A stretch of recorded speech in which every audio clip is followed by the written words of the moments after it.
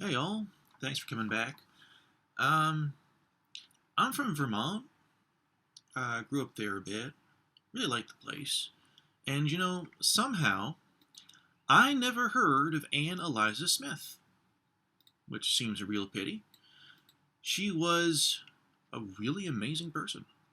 Wife and mother of two governors of Vermont. A very successful author. She represented Vermont women at the Centennial Exposition.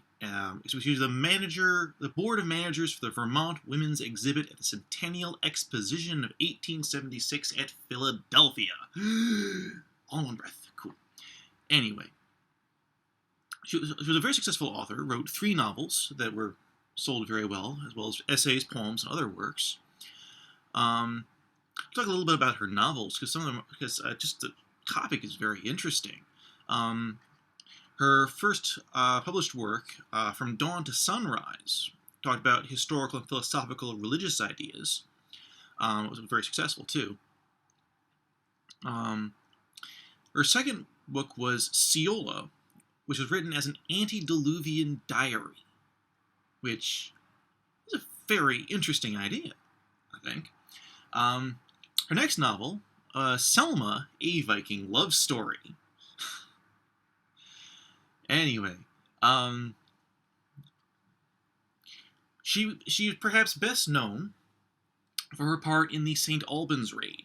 Now, if you don't know what the St. Albans Raid was during the American Civil War, a large number of Confederate spies and, well, thieves organized in Canada, to go down into America from the north to cause trouble in the Union.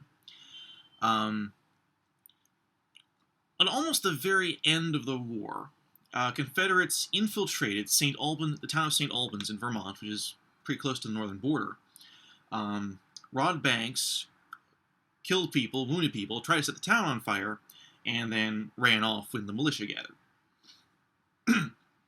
Now, Mrs. Smith. Mrs. Smith, as said, was the wife of Governor Smith, Governor J. Gregory Smith, who had earlier served in the Union Army, I believe. No, that was Washburn. I'm sorry, my mistake. Anyway, so her home was specifically targeted by the Confederates to be burned because they didn't like Governor Smith.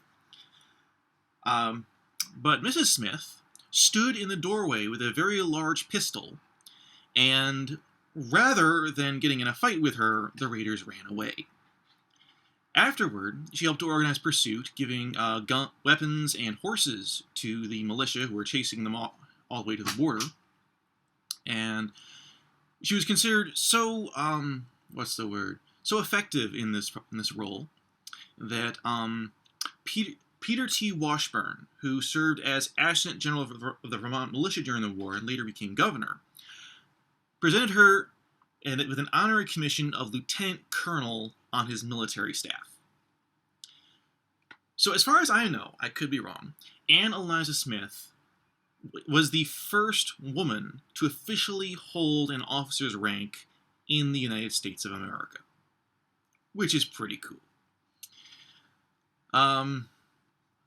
After the war, she went on being awesome. Continued working in women's affairs and writing and everything. She eventually died in St. Albans in 1905. Anyway, really cool person, and I hope you'll turn in to hear about more really cool people who I like to talk about. Anyway, have a good day. Thanks for listening, and God bless.